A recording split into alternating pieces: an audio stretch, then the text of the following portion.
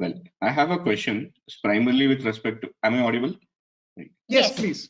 Okay, thanks. So, primarily with respect to a startup scenario. Okay, say for example, I'm receiving foreign fund. I would require a valuation as per FEMA. SEBI registered valuer needs to provide a valuation certificate. Then, from a company's act point of view, also, I need to obtain a certificate from a registered valuer, right? From a registered valuer. Yes, right? yes. And there is a valuation certificate also required from an income tax angle. Say, for example, if it is a cross-border investment or even a domestic investment as well, I need to take a valuation report. Now, how do I?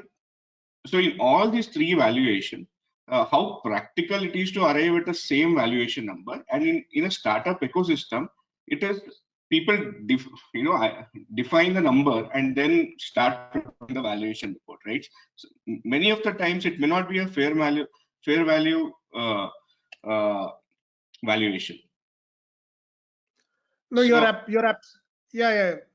absolutely right. The problem is when you go to three different valuers, they tend to give three different values, and those are three different opinions. So that's generally what happens is people generally go to a SEBI registered merchant banker who also tends to have a registered valuer, and then our valuation report or any merchant banker's valuation report is complied with the FEMA regulations, with the income tax regulations, and also the Companies Act regulations, because the valuer who would be signing, would be completing this valuation report under FEMA and income tax will also be most probably a registered valuer who would be signing this report and would be giving the same thing.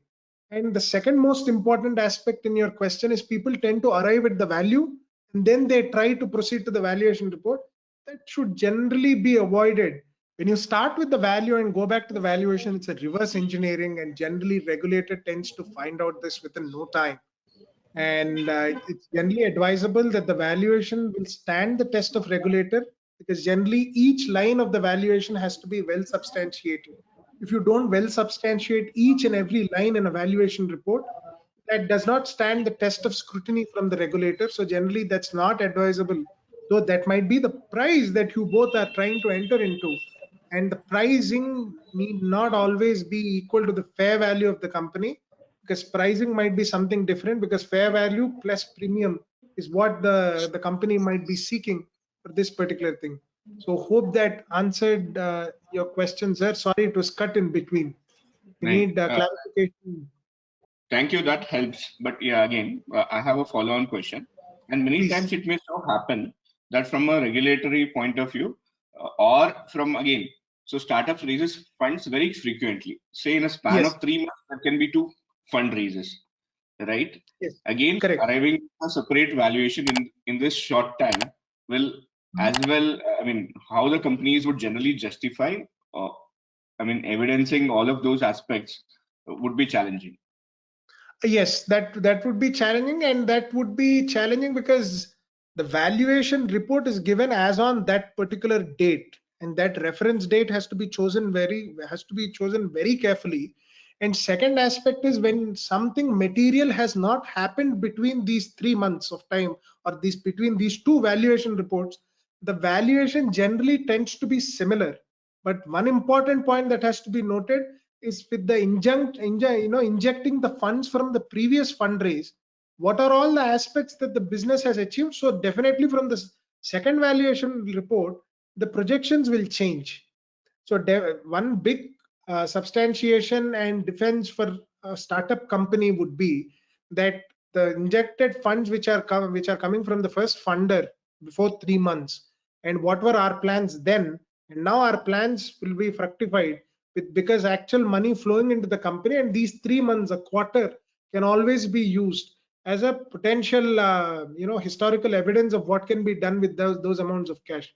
Sorry, because I don't know the industry in which the startup is playing, I'm not able to give you a more concrete answer, but this is what it can be done, because we have seen and helped value companies which have raised funds within the span of 15 days from different investors, and different valuation reports were required for even 15 days because the quantum of investments that came in were completely different.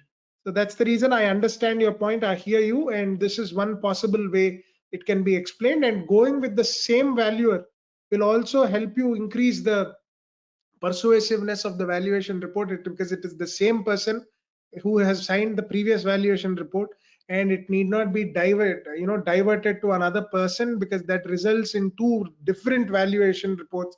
And if at all anything called by the regulator, it would be a complete confusion about the understanding of the company. So hence we generally suggest that you please go with the valuer who has done the previous valuation, so that he is in a better state to explain why the second valuation has any deviations or no deviations.